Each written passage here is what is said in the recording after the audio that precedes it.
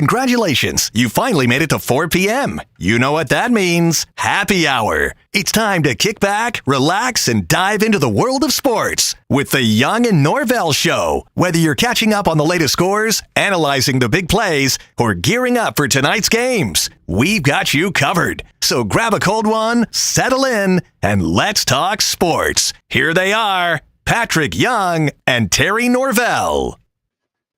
Okay, for basically the second time in, 3 weeks, it is Hurricane Week, and I don't mean the Miami Hurricanes. The hurricane closing in on the state of Florida. My goodness gracious. Praying for you, hoping you and your loved ones and everyone associated in this area can be safe. It looks like this thing's going to just barrel into that Tampa area. We're going to feel a lot of it. You know how big hurricanes are, and our state is not that big. So, hang in there, folks. Hang in there. I know it's been a tough we're in the tough 3 weeks, if you will. But we'll try and hopefully walk you through it. Terry Norvelle here, set up in Mandarin. You know where we're at. If it's Tuesday, that means we are in Mandarin at the Hurricanes-Julington Creek location. You know it, Hurricanes Grill and Wings. I had some wings. There's my buddy. I had some wings last night from right here at Hurricanes. Took about 20 home. 10 for free and 10 buy 10 get 10 from some blah blah blah blah. They were good. Thank you very much. About 1 million flavors of wings. They've got burgers, they've got salads, and do not sleep on the tacos. I keep telling you guys, they've got about 8 tacos. I've had them all, and they are really, really good. If you're in the Mandarin area, the heart of Mandarin, you can't miss us. Come by, say hi today, tomorrow, anytime this weekend. Watch some ball. Bring the family. It's a fun family community hangout. They do a good job here at Hurricanes-Julington Creek. Josh, Callie, the owners, they do a super, super, super job. They're proud of their business. They're hands-on. They're in here every day, and that means a lot. That really matters when it comes to running a small business. The small business owners are in here every day. Good crowd every day. A good atmosphere. You'll be glad you stopped by. If you're in the Mandarin-Julington Creek area. Hurricanes in Mandarin by the Julington Creek Bridge. A lot to get to today on the program. Hopefully we'll catch up with Patrick Young a little bit as we go here on the program. We've got Jaguar talk. Boy, what should the Jaguars, where can the Jaguars build on after their first win? I've got a couple, 2 or 3 building blocks of my own. I'll throw those out. I hope to hear from you. Maybe you can drop us a chat, and we'll read that. Hey, sweetie, how you doing? One of the great servers here at Hurricanes walking by. I want to go over, again, what can the Jacksonville Jaguars build on after the first win of the season? I think there were 2 or 3 things that they can build on, and we'll see if I'm on the same page as you. I would love to read your comments on our chat section. Depending on what platform you are watching the show and consuming the show, feel free to drop us a chat, and they all should cycle in, and I'll try and read them as we go. Jaguar talk as we kick things around today on the program. Other things we will get to. The NFL Power Poll is out. The Jaguars didn't make a big move. As a matter of fact, they which tells me that the Power Poll people didn't have much respect for the Colts, and I can see why. You can kind of see why. Boy, the Colts had not that the Jaguars don't have players out, Tyson Campbell, and we can go on and on. The Jaguars have 2 or 3 guys out. They're playmakers, but my goodness, the Colts.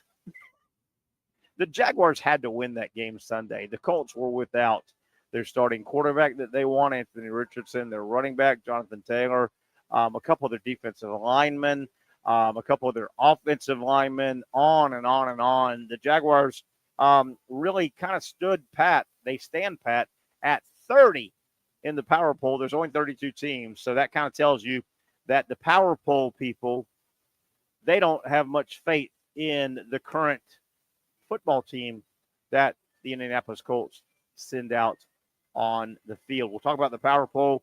Other things we'll get to today on the program. Impressive again. I mean, Hey, Terry, duh. They've won 1 billion Super Bowls recently. Duh. They've got the best player in the NFL, Patrick Mahomes. Duh, duh, duh, duh.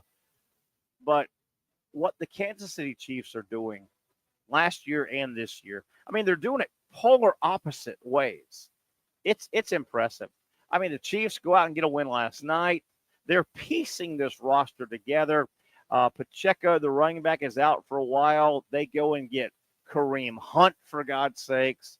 You've got to really have studied the league, know who's available, know who's out there. You've got to have a tight organization to go out and grab a Kareem Hunt a couple weeks ago to kind of be the fill-in. You know, they think Pacheco's coming back. You've also got to have a lot going on in your front office to go get a Juju Smith-Schuster to kind of fill in, which is he's doing as Rashee Rice is out for the year and Kansas City's trying to figure things out. Gosh darn, the Kansas City Chiefs, top to bottom, what an organization. What a frigging organization. You don't just stumble into this. You know what? You don't lose a running back a couple weeks ago. You don't lose a wide receiver a week ago. And you don't just go, you know what? Is there somebody out there? Throw a dart on the board. No. You've done your due diligence. You've done your homework. You have gone over scenarios as the Chiefs have. And it's impressive. It really is. Do they have great players? Yes. Kelsey and Mahomes and the defensive player. Yes, they've got great players. A lot of the NFL teams have great players. It is really, really impressive what the Kansas City Chiefs do as an organization. My goodness. Think about it. The Chiefs this year, 5-0, one of the, I think there are only 2 teams undefeated left. The Chiefs, 5-0, off and running this year toward maybe a 3rd straight Super Bowl. Let's hit the brakes. Let's hit the brakes and go back to last year. The Chiefs last year, just the opposite.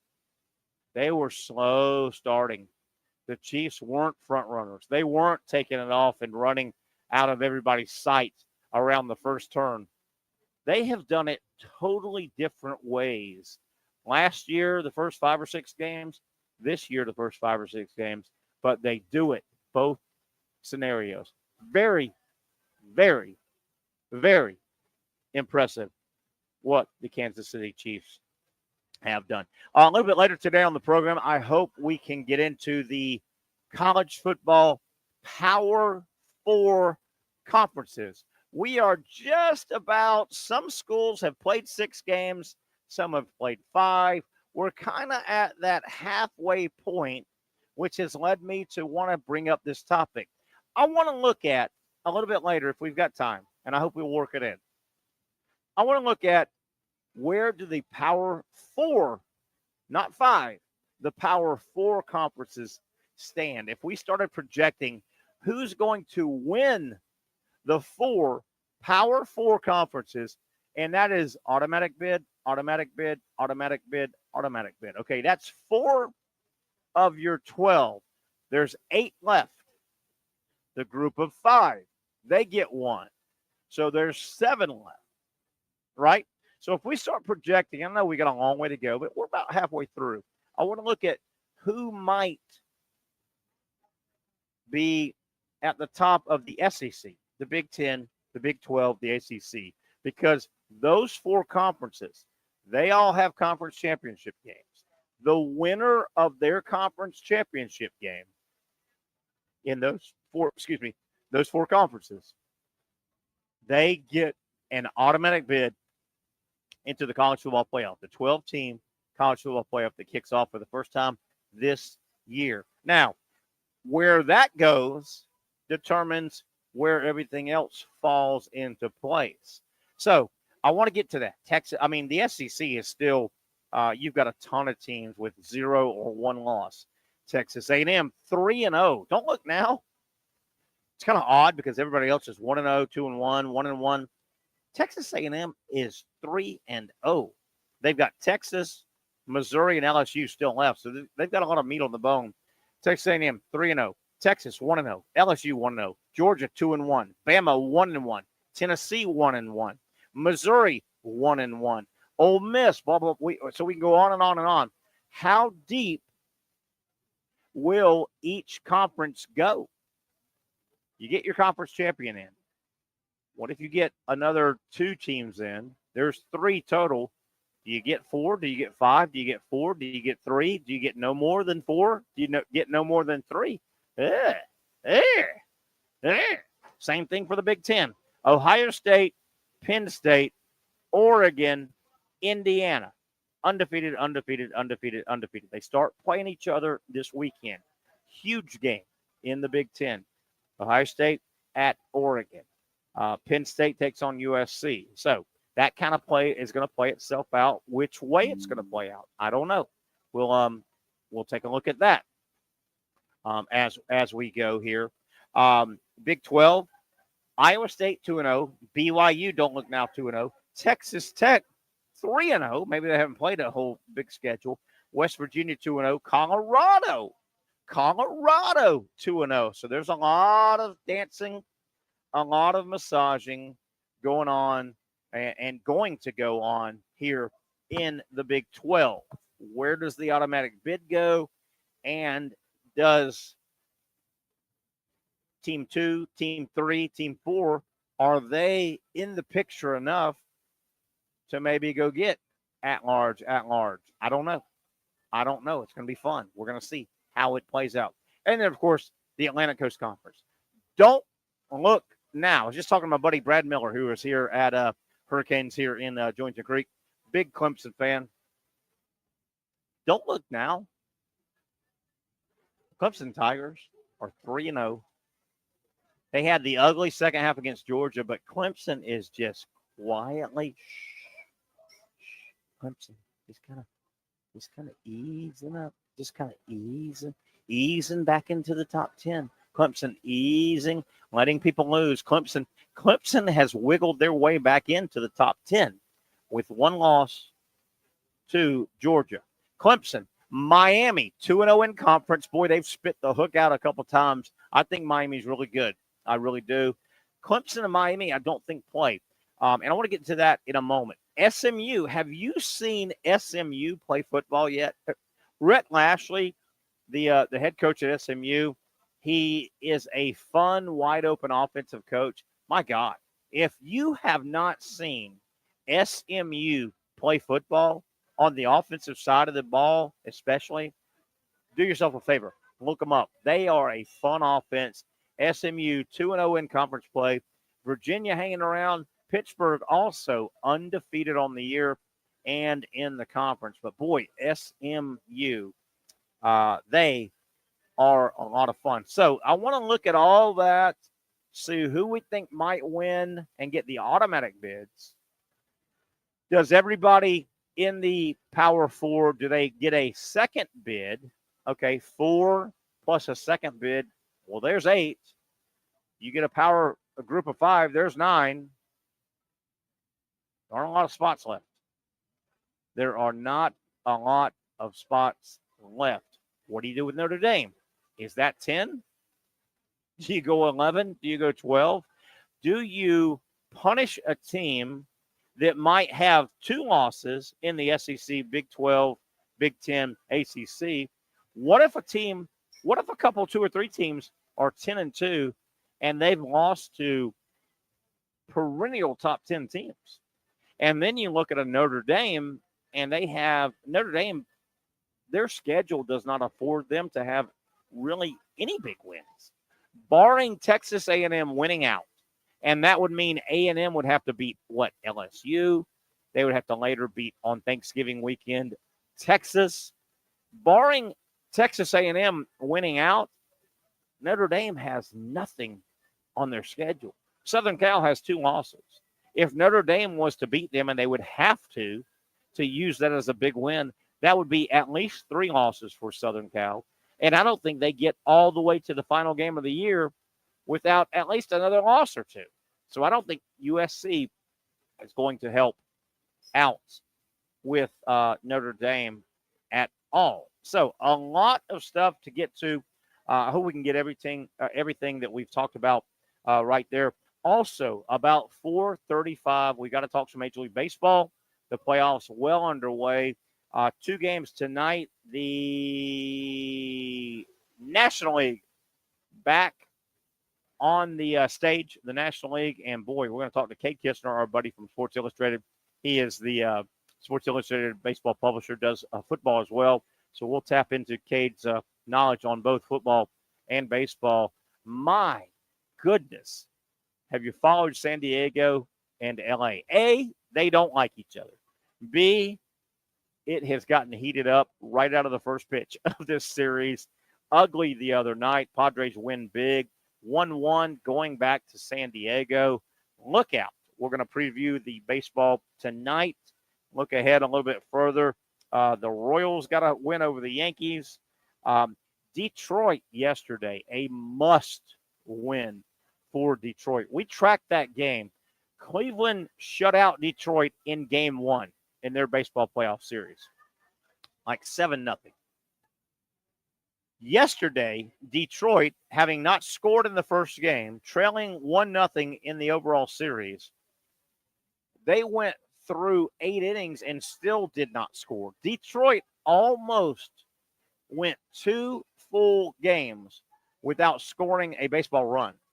They finally hit, a 3-run home run to win the game. And Detroit had Skubal. Their ace was on the mound. Detroit had to win that game. Had Detroit lost that game yesterday with their ace on the mound and he was throwing like a 3-hitter, they weren't coming back. That was a must-win for Detroit. But don't look now. They've evened things. They have evened things. So we'll talk some Major League Baseball about 4:35 or so with Kade Kistner from Sports Illustrated. He's been kind enough to join us just about all year, since we've had a show here, radio, and now on streaming. So we'll talk some baseball as we go. College football at the forefront. The NFL certainly is never out of the topic realm. And the Jaguars about to get on a plane. I'm still not sure what the travel plans have. The travel plans for the Jags stayed where they were? Have they bumped it up a day? Have they bumped it up 2 days? Have they bumped it back? And again, I threw this out yesterday.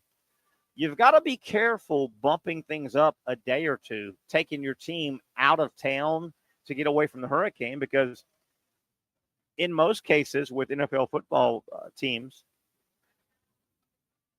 of your roster, you've got a lot of newlyweds, fairly new married people that have young children. I mean, you're talking an NFL roster. You got a lot of players and wives in their 20s. That's when you start having kids. You've got to be real careful. It's not as easy as saying, okay, I tell you what, man, this weather's coming in like crazy tomorrow. Let's just fly out late Tuesday. Well, do you really want to take that husband, that father, away from his children and wife an extra day or two? Because a lot of your wives with young kids, they're not making this trip. That is a big-time, tough trip. You don't just throw a 6-month-old and a 2.5-year-old on a plane and fly to London, for God's sakes, and stay for a week or two. That's tough. That's tough. So the Jaguars and certainly their opponents, you've got to be respectful before you say, hey, I tell you what, let's just take the weather out of this bad boy and let's go a day early. Let's go to wait a minute. You're adding on to maybe 2 weeks, you may be adding 2.5 weeks of family separation. That's tough. That is really tough. That is really tough on the wife, mother back home that just has determined, along with the husband, Jaguar player, hey, man, we can't take them on the road. It's tough on the player from a mental standpoint. My goodness. Of course that player is going to think, what are baby and mom doing? Are they okay? Are they taken care of? Do I need to check back in on them? I've got meetings. I've got this. Blah blah blah blah blah. Tough call in terms of excuse me, the Jaguars and their travel situation. Certainly, we trust they'll make the right decision. All right, let's take our first break here. We're cruising through a Tuesday edition, the Young and Norvelle Show, coming to you from our Tuesday home. You know it by now. We are in the heart of Mandarin. Great menu, just a great fun atmosphere, fun hangout on the corner here. Ample parking here. We are right at the foot of the Julington Creek Bridge in the heart of Mandarin. We are at Hurricanes-Julington Creek. Come by, say hi today, and or get your group together. Come enjoy trivia tonight at 7, and then, of course, football, wall to wall to wall, college, NFL, all weekend long. Great place to hang out. If you guys hang out somewhere for a hurricane party, why not Hurricanes-Julington Creek?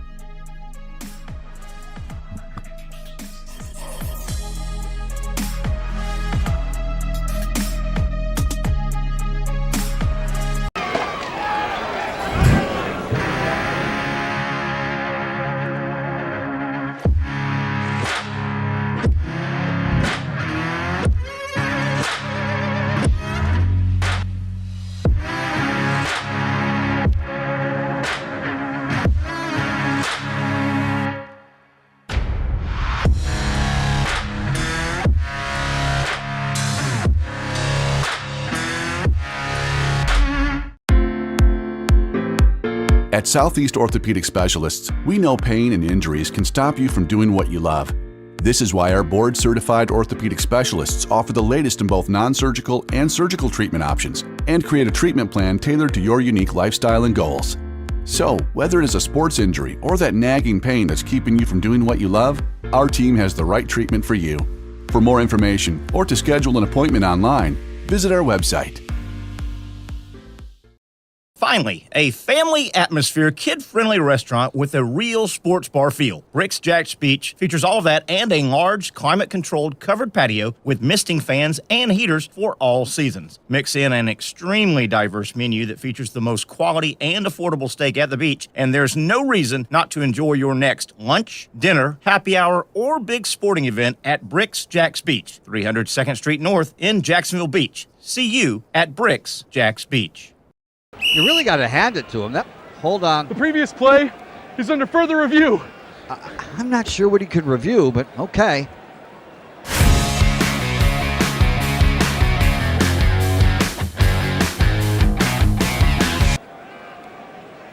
Sure has been a while. Dine in at Hurricane Grill and Wings for the football season. Well, there he is. Oh, what is that? The Action Sports Jax 24/7 network is streaming. I'm Stuart Weber, and I'm here to teach you a nice 3-step process on how you can watch all your favorite programming from the Brent and Austin Show every weekday 10 a.m. to 1 p.m. or the Cup Date with me. It's fantastic. We talk NASCAR. It's a great time. Wednesdays at 1 o'clock. All right, first step, easy. Download the Action News Jax app. You probably already have it downloaded on your phone, so you might already have that one taken care of. Step 2, see that stack of pancakes up there?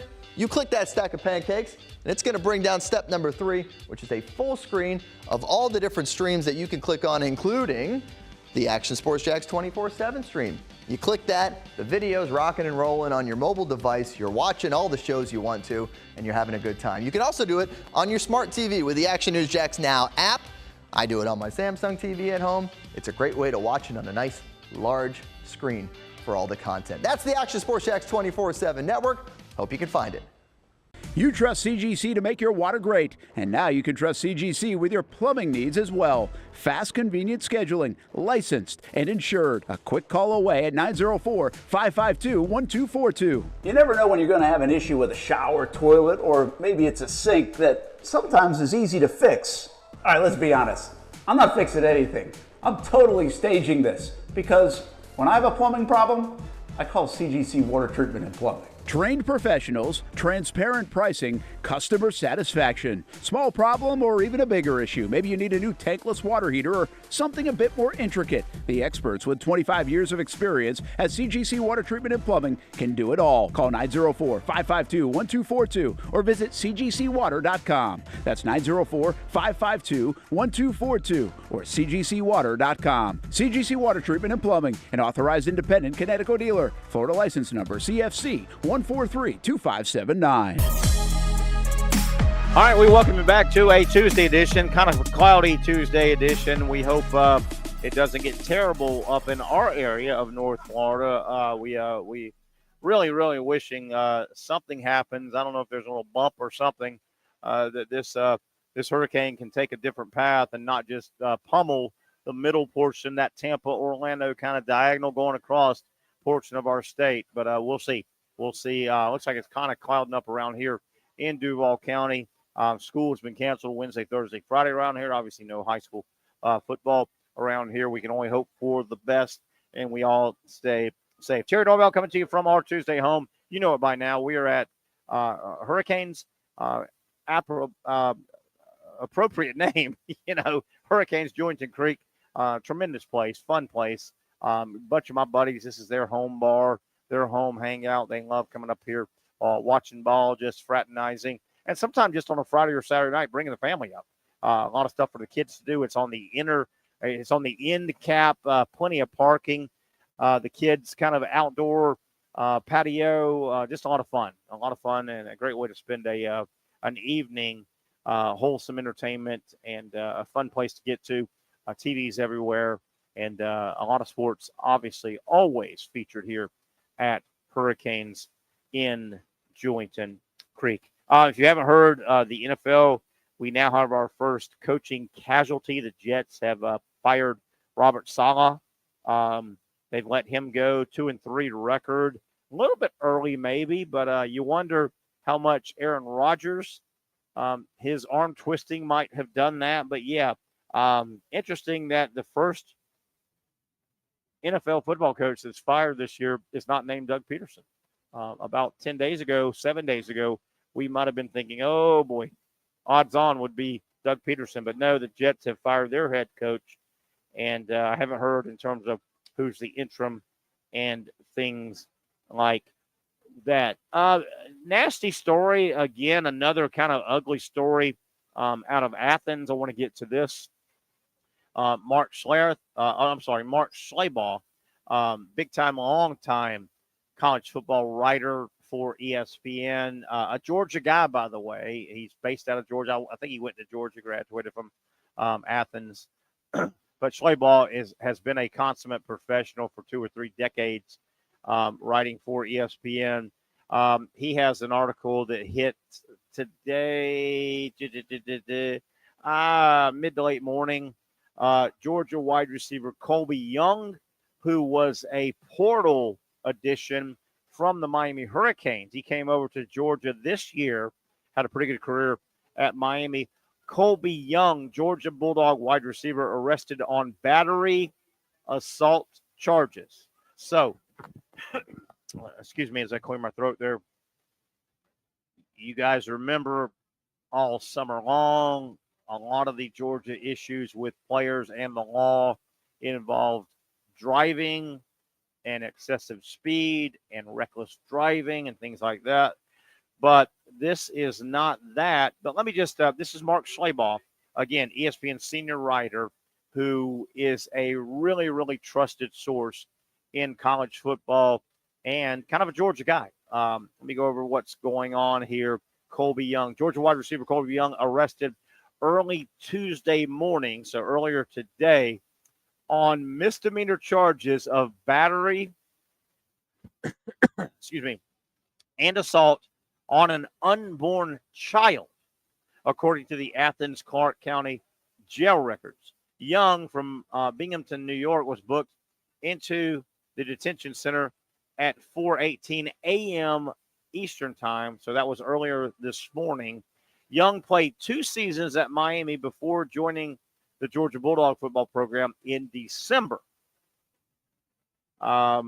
we go on to hear from, I don't really need to read this from a spokesperson from the athletic department, but according to an Athens Clark County Police incident report obtained by ESPN, a 20-year-old woman who described herself as Young's ex-girlfriend told police that she went to his apartment around midnight on Tuesday to discuss their relationship. And again, these are allegations.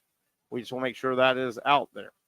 So around midnight to discuss, according to the young lady in this situation. When the conversation became heated after she discovered he was on the phone with another woman, the complainant said Young grabbed her left arm near her biceps and triceps and physically pulled her out of his room. The woman said Young was using derogatory terms and being demeaning of her. She said Young went back to his room and locked the door. The woman told police she started to collect her belongings when a friend called her phone. When she answered, the woman told police that Mr. Young came out and grabbed her from behind. She said he picked her up and began to squeeze her torso and abdomen very hard. She said she felt like Young, was trying to harm her. The officer noted in the report that he observed a bruise and discoloration on the bottom of the woman's chest where it meets the abdomen and redness on her right side. The police officer transported the woman to an Athens hospital for treatment. The report goes on to say, let me see, I think I scrolled too far. 1 second. When the officer interviewed Young, he said he escorted the woman to his front door when the conversation became contentious and denied grabbing the woman at all. When the officer asked how the woman suffered her injuries, Young said, "It wasn't from me." So it goes on and on and on. Right now, he said, she said, he said, but right now it looks like another situation, legal situation involving a Georgia Bulldog football player and the law. And it has been a litany of numbers of legal issues, a lot of those driving, speeding, reckless driving with regard to the Georgia football program. So there you have it. I'm not sure if we have Kade Kistner, my buddy, on now. Kade, are you there? I might hear you a little bit. Yeah. Hey, buddy, how are you? Hey, Terry, can you hear me? Yeah, you sound great, buddy. How are you, man? I know you're traveling a lot and getting back in the swing of things. What's up?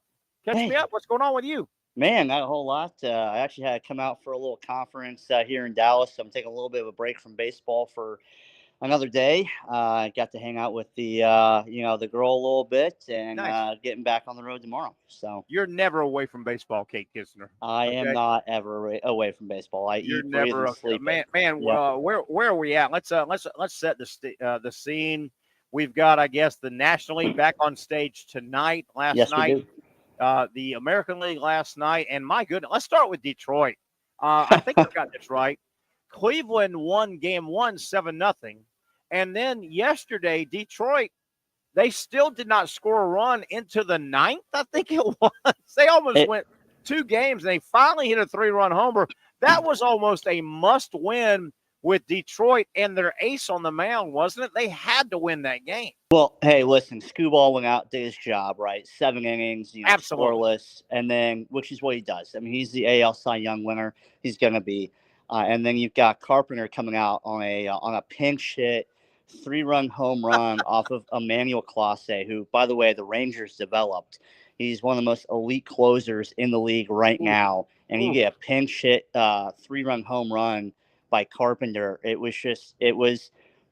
sums up perfectly this Tigers run right now, this improbable Tigers run that we're watching. And it's incredible. And, and they're also division rivals in the AL Central. This is made for TV right now, and I'm Nice. really excited to see what how this series progresses, especially as we move now into moving to Detroit now. Yeah, yeah, and I know yesterday, while our show was on the air, we were tracking that game, and and I kept saying, "Goodness gracious, Detroit has their ace on the mound." Game 2, they were shut out. Game 1, they didn't score in the first inning, the second, the third inning, the fourth, the fifth inning. I started adding the numbers up, and I go, "Oh my God, Detroit! They've gone 14 innings without scoring. They almost went 2 complete games, and that would have ended the series probably if they didn't win that yesterday with the starting pitching they got." Would you agree? Detroit had to win that thing yesterday. Yeah, absolutely, right? So this is best of 5. So you win 3 games, it's over. Yeah. And if you can't win with Scooball and Mound, like it's just not going to happen. And so to get that and even it out 1-1, be able to go home now and maybe make some noise, it puts the Tigers back into the position of being able to win this thing. You lose last night, it's I don't know what the projections are, but it doesn't look good for the Tigers. You're probably in the single digits, right? So, if not worse than that. So, absolutely, you're right, Terry. That was a must-win game for the Tigers last night, or the Gritty Tigs, as they're calling them. Nice. I like it a lot. Talking baseball, my buddy Kade Kistner from Sports Illustrated.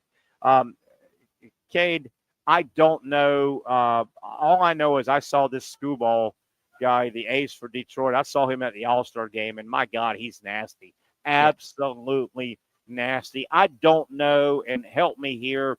Is he a guy, will he stay wearing a Detroit uniform? Is he a guy that will be shopped? Is he a guy that's a free agent? Is he going to go the highest bidder? What's his story? Because this guy is a big-time pitcher.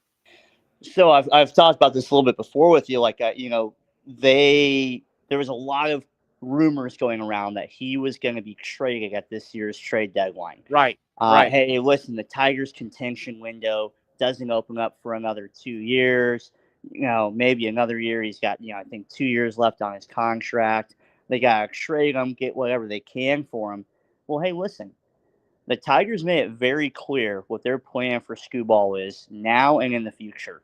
He's a Tiger. And they knew what he could do for that team, that ball club. And he went out there and he has executed it all postseason. 2 starts, scoreless. He hasn't given up a single run in the postseason. That man is going to be a Tiger, and they're going to extend him, and they're going to pay him like an ace. I almost can guarantee it, right? Nice. What he is doing right now for that ball club is everything they envisioned and more, and they didn't envision it happening this year. But that's what he did, and that's that leadership that he brings to that clubhouse. And he's going out there and he's executing. He's got amazing stuff. He's got a killer mentality, and it's really playing well for the Tigers right now. So I think he sticks around. I think they probably sign him to an extension probably this winter. Nice. If I'm the Tigers front office, if I'm their GM or president of baseball operations, I'm doing all I can to keep him in a Tigers uniform for the foreseeable future and through our window of contention, which started now and ends in probably 5 to 6 years from now. Okay, let me ask you this before we get off Detroit and Scooball. 5-game series, game 2. He's done now, right? He there's just not enough days for him to come back, right? Is he done? If you go to game 5, you might see him out there for limited innings, kind of thing. Probably, yeah. He probably will start the game, and you might see him go. Maybe 3 or 4 innings. If he can go 3 or 4, yeah. Yeah, probably. Yeah, wow. Absolutely. That would be fun. The other American League series, and you can disagree. Help me out. You're the baseball guy. I'm just throwing things out. Do the Royals know they're not supposed to be hanging around with the Yankees, or am I just wrong about this? I mean, the Royals, what they even things up, I guess, and they barely lost the first game, right? Yeah, I mean, they look great. They're one of them. I won't say surprising. They've looked good all year, but they're in the AL Central, right? And so This has been kind of the AL Central is dominating the postseason right now, no matter how you look at it. But this isn't supposed to be a division that makes all this noise. I know. And so they went out and they swept the Orioles in the wild card. and now they're playing really well against the Yankees. And I still think on paper, probably the Orioles should have won the division, the AL East. Really? And so, I think if the Royals can go out there and sweep the Orioles, they should be able to hang with the Yankees. And you look at Aaron Judge and you look at his postseason strikeout numbers. I mean, this guy strikes out more times in the postseason than Martin Maldonado. It's ridiculous. He doesn't show up, right? He's not Shohei Ohtani. I don't know what it is, but but the Royals are capitalizing, and I don't know what's going to happen with this series, but it's incredibly interesting to watch. And the Royals are a young, fun, very talented team, and if they beat the Yankees, it would not surprise me one bit. And the Yankees, I mean, you look at what they've done the last 3-4 years in the postseason. They make it to this point and the Astros beat them, right? So, the Astros dynasty is probably pretty well and done at this point, but that might be the Royals now. That, becomes their – and the Royals and the Yankees hated each other for a long time back in the, 70s and 80s. Oh, I remember that well. I'm old, man. I remember that damn Freddie Patek and Quisenberry and the Yankees, Chris Chambliss, and man – those were wars, man. Yeah. Absolutely wars between the Royals and the Yankees. Yeah, and so, listen, if the Royals go out and they knock the Yankees off again, you're going to see, I think you see this rivalry, this unlikely rivalry reignite again. But again, the Yankees are like the Cowboys. It's always their year, and it's never going to be their year. So, Kade, be neutral. Kade, I have never called myself an unbiased journalist. Okay, fair enough. I agree. Hey, and by the way, what do I know? The last time I had you on a couple of days ago, and you're always kind enough to come on when we want to talk some baseball, I was saying, man, I just can't get behind the Central teams, the NL Central or the AL Central, and look what they're and look what they're doing. Look what they're doing, and man, playoff baseball is a lot of fun. The National League, I guess, takes center stage tonight. We should have a game first pitch here in about 20 minutes, 25, 30 minutes. Oh, yeah. Got a lot to talk about the National League here. Yeah. Yeah. So the National League gets going. I know the West Coast game will be the second game, but with regard to the Padres and the Dodgers, should we just set up a WWE ring like between the pitcher's mound and home plate and just let them do a battle royal? I mean, my God, these guys don't like each other at all. Well, here's the thing, Terry, is, you talk about the Padres and the Dodgers, right? Absolutely. They don't like each other. You look too at the history, right, of the Padres and the Dodgers in the postseason, and the Padres like to play spoiler, and again, the Dodgers kind of like the evil empire, right, that are supposed to win every year, and they spend billions of dollars in the off season, and hey, we're gonna go out and get all these guys and make all these trades. We're supposed to win, and they don't. But and they maybe throw a fit, and the fans throw a fit. But here's the thing: you look at what Jerks and Profar did in Game 1. I think it was Game 1. Where he faked, making that home run saving catch, and he let Mookie Betts celebrate. Like, that was a punk move, right? And again, he was the former number one prospect in baseball. Texas Rangers developed, and then you look at what Machado did. So Flaherty hit. I forget who he hit. It was with a 91.7 mile an hour pitch, dude. There was no way. You can watch that pitch over and over. It was not intentional. It wasn't even that fast, like 91.7, right? And then Machado gets personally offended about it. And then yesterday, or whatever it was, he throws a ball at Roberts, the manager of the Dodgers, into the dugout. Yeah. And again, Machado is so unliked in this league. He's so unliked. Like, there's not very many players who like him. There's not very many teams who like him. He's lazy. He's a punk. And then you go off and you do this kind of stuff, and it doesn't help your reputation. It doesn't help your team, and it completely detracts from the fact that the Padres fought really hard all year to get this postseason spot, fall all the way to the end for it. You're playing well against the Dodgers, and now you make yourself the storyline of the week. Like, come on. I won't root for the Dodgers, but now I am. And you know, I jump in and tell me if I'm right or wrong, but Machado, I mean, immensely talented guy. He's been in the league a long time. I remember when he came up, you're like, man, to me, he's always looked like this big shortstop. I know he started at shortstop and just a big dude. He's a good baseball player. Is he the kind of guy, Machado, that whatever team he's on, when that team is on a road trip, does Machado have to go eat his steak dinner by himself? Because even none of his teammates want to go with him. I mean, is he that kind of guy? I don't know. I've thankfully never had to cover him intimately. Unlike when in 2019 when he went into free agency, there was one other guy who might be one of the best baseball players that baseball has ever seen. His name is Bryce Harper. Right. And luckily I have gotten to cover Bryce Harper very intimately. And Bryce Harper, is for whatever reason, very hated, cover of, our magazine, Sports Illustrated, at 16 years old. Why is that? Why does Harper have that? I mean, to me, he's one of the young guys that was labeled at 12 that made it. I mean, he was Serena Williams. He was Venus Williams. He was Tiger Woods. But why does he have that kind of, if he's not on your team, you really just hate Bryce Harper? Why? Well, again, you look at, right, 16 years old on the cover of Sports Illustrated. I guess, yeah. And then here's the other thing, too, is that I think when he was young and especially when he was with the Nationals, he was very fiery. He was very, some would say passionate, some would say angry, egotistical, arrogant, right? He would do a lot of, had a lot of theatrics and antics, right? And it was new to baseball at the time. Like, he was the first guy that really brought in bat flipping. And, all the old guys, so all the old guys hate him, right?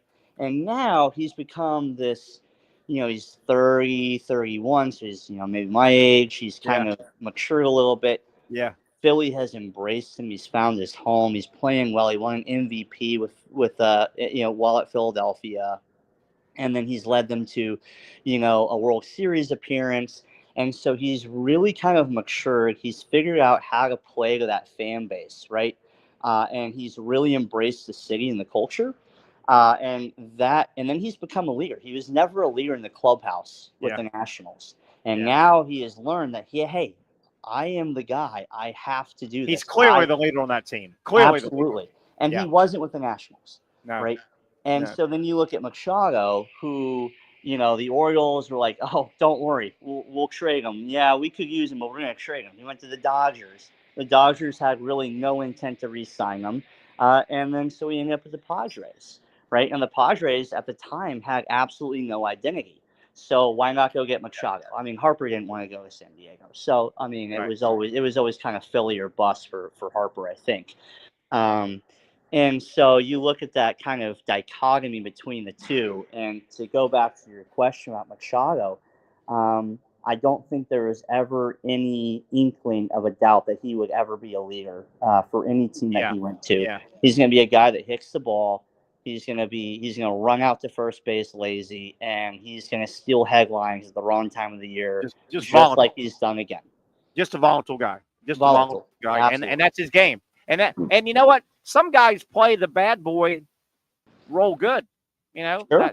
That fuels them being the bad boy.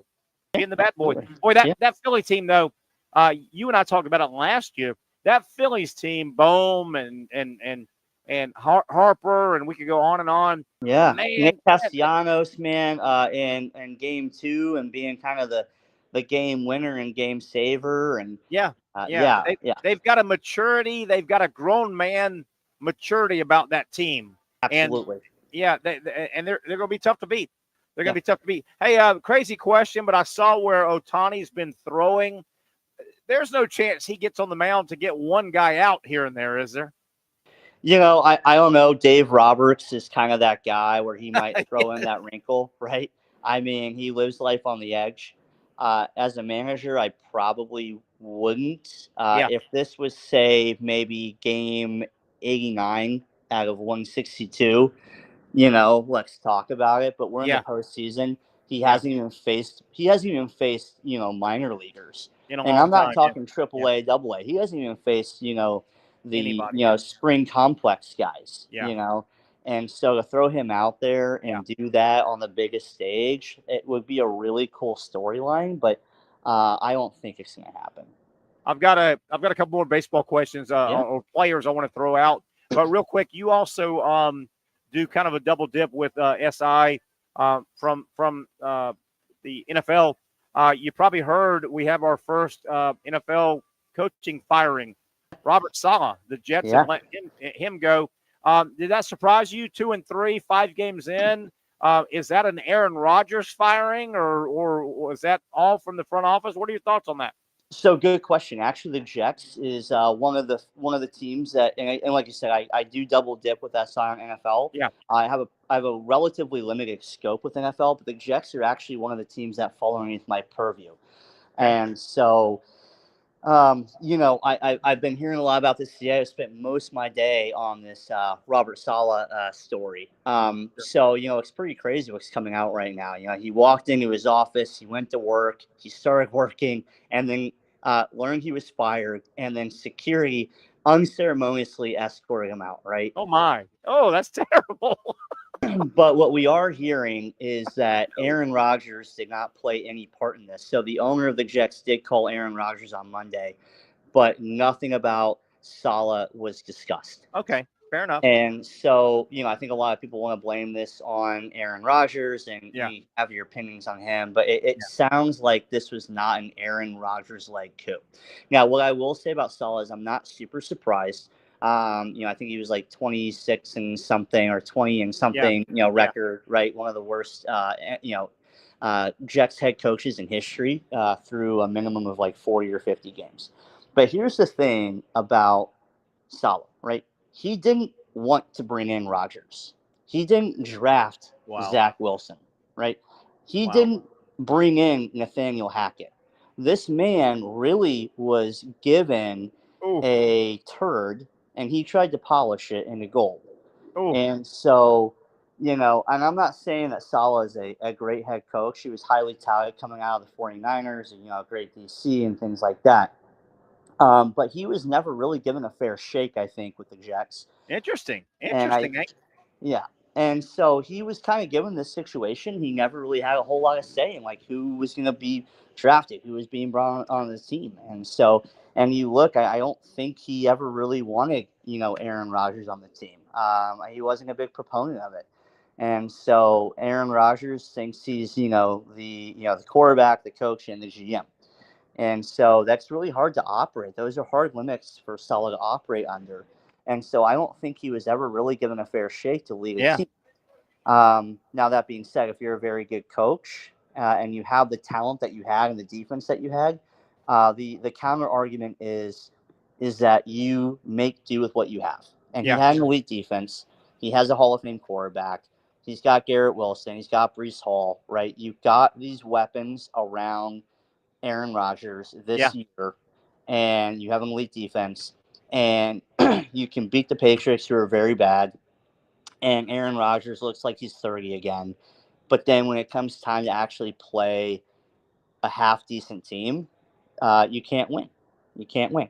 And the Vikings drove the ball down, all the way, kicked the field last in London. Right.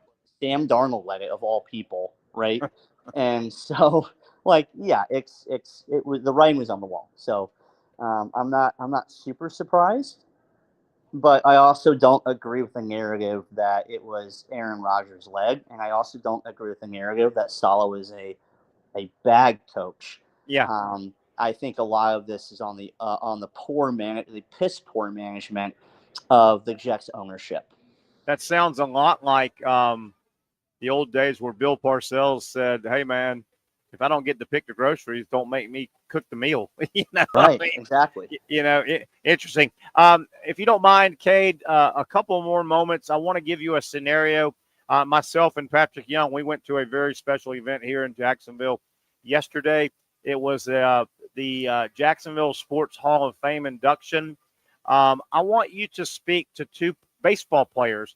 We had a women's sports administrator, Donna Orender. She went in. Tony Baselli, obviously, a Hall of Fame player, the second pick overall for the Jacksonville Jaguars in year one. Tony Baselli went into the Jacksonville Hall of Fame. Obviously, he went into the NFL Hall of Fame last class.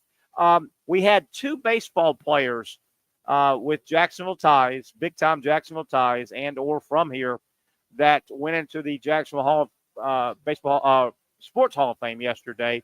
And I want you to speak to the two. One was a guy named Chipper Jones. Chipper Jones played high school baseball here in Jacksonville. He's from Pearson Taylor, right up the street. And we all loved Chipper. We all followed Chipper. He was a Brave for life. And I had forgotten a little bit until they started reading his career numbers. My God, Chipper's numbers. I mean, you're talking deep 400 home runs, 300 average. And the second baseball guy from this area, and he went to my school and he played baseball where I played college baseball at Jacksonville University, Daniel Murphy. And you remember Daniel, he bumped around, but he's most notably with the Mets. And he had that crazy postseason where he homered in like 5 straight postseason games. Chipper Jones, Daniel Murphy, guys that you obviously know of. Thoughts on those two baseball players that were inducted here in our area? Yeah, absolutely. So Chipper Jones. So congratulations to all four, by the way. Sure. Great inductees. Chipper Jones, growing up, he played for the Braves. He was, even though I wasn't a Braves fan, he was one of my favorite players. I remember growing up, and I was a big baseball card collector. And every time I wanted Chipper Jones cards. I wanted the rookie. I wanted everything. And the guy truly is one of the best third basemen of all time. Oh. Top 5, top 3, probably. Incredible, and he does have those Jacksonville ties. And the way that he played defense, he came in clutch. He was just a great hitter. He was a great teammate. And now he's always been a good man, but now he's a great man. And what he does for his, local communities and things like that is really, really awesome. And then you look, too, at Daniel Murphy, and he's kind of like this David Murphy, right? And so he is, he was his journeyman. Like you said, he was with the Mets. He kind of, like you say, he bounced around, but he was a legit big leader. And he showed up in some of the bigger spots in his career. And he was always, from what I can recollect, and I've actually talked to a couple people about him, just kind of not about this, but, kind of about other things. And his name pops up, and it's always been, he's a great teammate. We loved having him around. Loves having him around. He's a great clubhouse presence. And then he would come in clutch. And so he's kind of like almost like a Travis Jankowski kind of guy. If I had to compare him to a guy right now in the league, right, where Travis kind of came through really big and that improbable run for the Rangers in the World Series last year. Yeah. And so that's kind of what, Murphy was, throughout his career. And so, and again, Jankowski kind of has been bouncing around, but he just is a great presence and a great teammate. And so I think both those guys are very deserving. Obviously, Chipper is a Hall of Fame guy and just one of the best baseball players of all time. But Murphy is also very worthy as well with those Jacksonville ties and what he did at the major league level. And Chipper, and we'll get you out of here. I know you're busy. We're wrapping up this hour. Chipper was one of those rare guys in all of sports. He was the destined guy that lived up to it. And by that, I mean, and I don't even know if you remember this, Chipper was not a first-round draft choice. He was one of one. He was the first-round pick in the first round. He was the first pick in the first round. And, that's sometimes hard to live up to, but he was Tiger Woods. He was LeBron James. He was Serena Williams, He was destined, and he lived up to it. He was one of one. He was the first pick in the first round and, had a quick cup of coffee in the minor leagues, and then he went to Atlanta, and 20-something years later, nearly 500 home runs later, He had an all-star, unbelievable career. Yeah. And that's hard to do, wouldn't you say? Absolutely. And so, it was rare back then, right? It's even more rare now.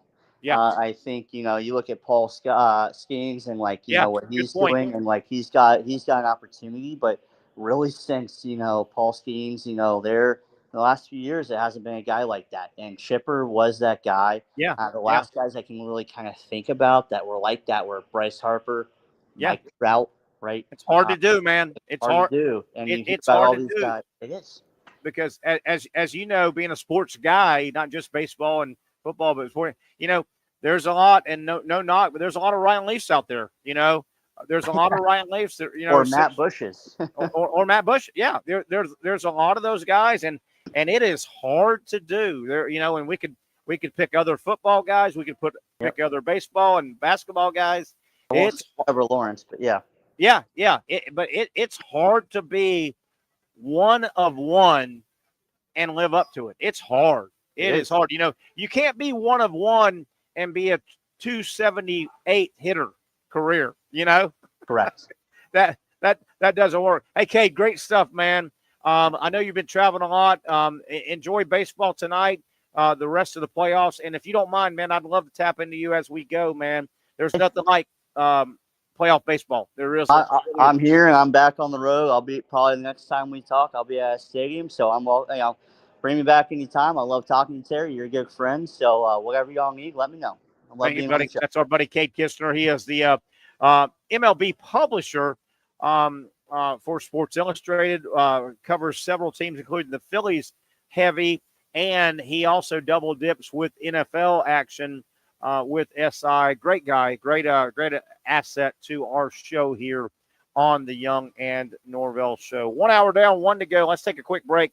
Come back, we'll reset. Remember, bottom of the hour, if it's Tuesday, that generally means about 5:30, it's going to be trivia time. We have a lot of fun. We kind of loosen it up a little bit on Tuesdays here at Hurricanes-Julington Creek. And I've got a little trivia question I'm going to throw to the boys, including Trivia Pat, not to be confused with Patrick Young, but Trivia Pat from Entertainment.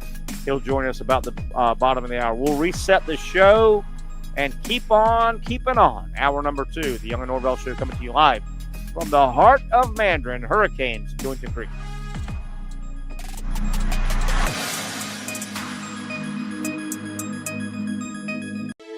For those dealing with pain from a sports injury, arthritis, or spine condition, Southeast Orthopedic Specialists offers innovative new non-surgical options. Our regenerative medicine treatments, including platelet-rich plasma and other regenerative treatments, use your body's own restorative cells to aid in treating injuries. These procedures are performed in our offices and typically require minimal downtime. If you want to get back to doing what you love, our regenerative treatment options may be right for you. For more information or to schedule an appointment online, visit our website.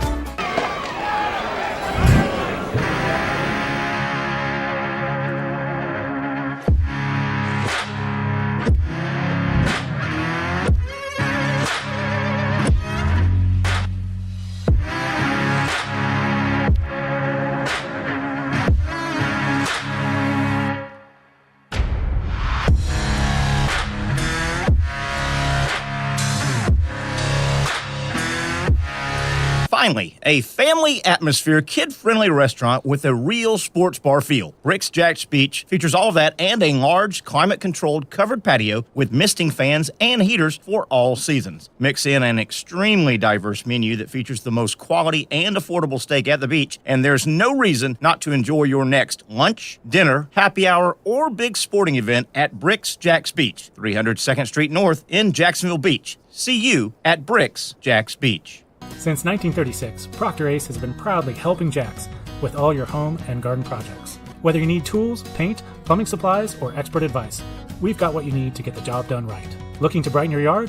Visit our garden center for plants, tools, and everything to make your outdoor space flourish. You're not just shopping here, you're part of our community. So come in today and let us help you tackle your next project with a smile. After all, Ace is the place with the helpful hardware, folks. When I say it means something to me, gentlemen, it means something to me. High school football is back and it's bigger than ever. Welcome to the Friday Night Zone Blitz. It is bigger bigger than a game. Watch the biggest games each week live as the action unfolds with instant reaction and analysis from our Hall of Famer, Kevin Sullivan. It starts with live look-ins at the top matchups, including our Jaguars Prep Whataburger Game of the Week, and that is just the beginning of 4 straight hours of coverage. From 8 to 10:30, the Friday Night Zone Blitz is streaming on our Action News Jax app and online. At 10:30, the Friday Night Blitz you know and love. A half hour of highlights from around the area. 11 o'clock, we shine the spotlight on the bands that pump up the crowd. 11:15, it's time to blitz through the highlights online and on air. Then 11:35, back to the stream to break down the night's results with a reaction from local coaches. 4 straight hours of high school football on the Friday Night Zone Blitz. Only on Action Sports Jax 24/7.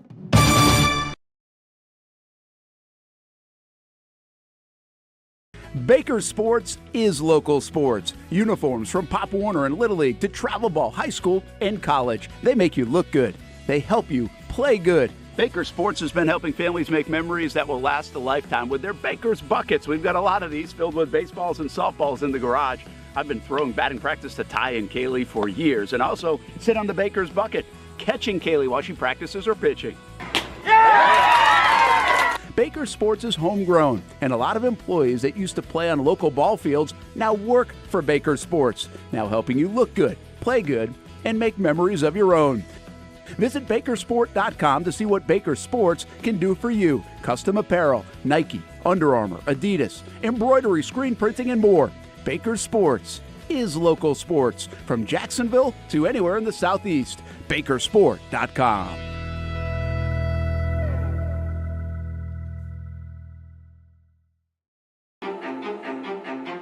Coming up at the bottom of the hour, I know on Tuesdays, I know I look forward to it. Patrick may join us. If he doesn't, we have trivia Patrick, who will throw some trivia our way. It's a lot of fun. We all learn. He throws us some sports, some non-sports. It's just a fun time as they have trivia at 7 o'clock on Tuesdays right here after we go off the air at right here inside Hurricanes-Julington Creek. We go off at 6. They kick off trivia at 7. They have a good crowd that shows up, and Trivia Pat does a super job as I see him walking in the door. Terry Norvelle here on a Tuesday. Hopefully we're going to batten down the hatches and beat this storm. We love this show off talking about the Jaguars and what are some of the areas the Jaguars can build on. Hey, there's Patrick. Hey, buddy. How you doing? We talk about what are some of the areas the Jaguars can build on after week number 1 or win number 1. They got their first win. I'm going to throw a couple out, and it is a building process, particularly when you open up 0-4. It's a building process. Number 1, Brian Thomas is a threat. Brian Thomas, the first-round wide receiver, is a threat on the offense. He is a number 1. Now, that is huge to me. I didn't know if he was going to be a 1 or not, but I was pretty much convinced that Gabe Davis was just a guy. Good for the Jaguars for going out and getting Gabe Davis, but my goodness, where would the Jacksonville Jaguars be if Brian Thomas wasn't and has not already developed into a 1? He's a threat. He's the number 1 receiver. Gabe Davis is just a guy. I'm sorry, that may be harsh, but there are a million Gabe Davises in the National Football League. Christian Kirk, nice receiver. If he's your 2 or 3, somewhere in between 2 and 3, he is not a 1.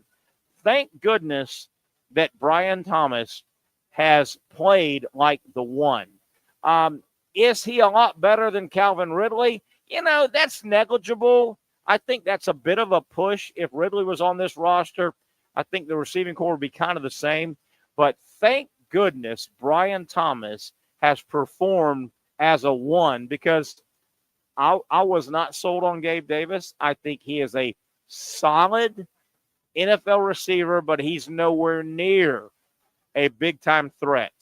Good for Brian Thomas. That's one area I think the Jaguars can improve on or exploit as they move forward, having got their first win the other day here in Jacksonville. The other area I think is a big win and a working point for the Jaguars is just the fact that the other day on Sunday, in the stadium, downtown Jacksonville. The Jacksonville Jaguars did something particularly on offense that they don't always do. They've screwed it up more times than not. The Jacksonville Jaguars, and I think they can build on this, Sunday against the Colts, the Jacksonville Jaguars took possession of the football with the game on the line. And you're a Jaguar fan, you're a Jaguar fan, you're a Jaguar fan, you. I'm pointing to all you guys. If you're being honest and being fair, and you're thinking about the last 5 or 6, 6 or 7, 7 or 8, 8 or 9 seasons of the Jacksonville Jaguars, more times than not, late in games, when the Jacksonville Jaguars offense takes possession of the ball, and I'm going to call it the possession of record in a game, where the game is in the balance and you, Jacksonville, offensively can go win the game or you can go lose the game. The Jacksonville Jaguars historically have absolutely fumbled that situation. Well, they didn't do that. They did not do that Sunday. I think that is a building block, a potential building block. And I wrote that down. Let me go back to yesterday. The Jaguars win by a field goal. They won by a field goal because they took a very, very, very, very late offensive possession, tied at 34. The Jaguars moved 8 plays in 39 yards in 8 plays. They ate up 2 minutes and 23 seconds of clock, and they kicked the game-winning field goal. Okay. Terry, this is an NFL franchise. They're supposed to do that. Okay, right. They haven't always done that over the years. Generally,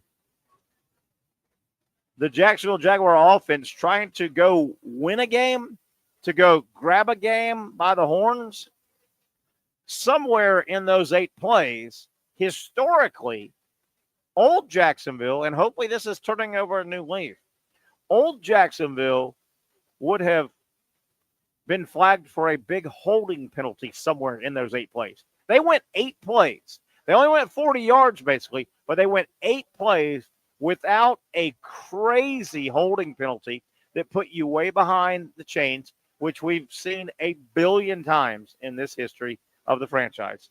They also did not have a illegal procedure or illegal formation. They lined up wrong.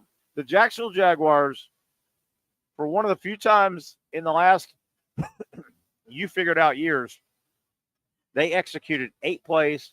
They went basically 49 yards, 2 minutes, 23 seconds, and they kicked the game winner. They went and won the game.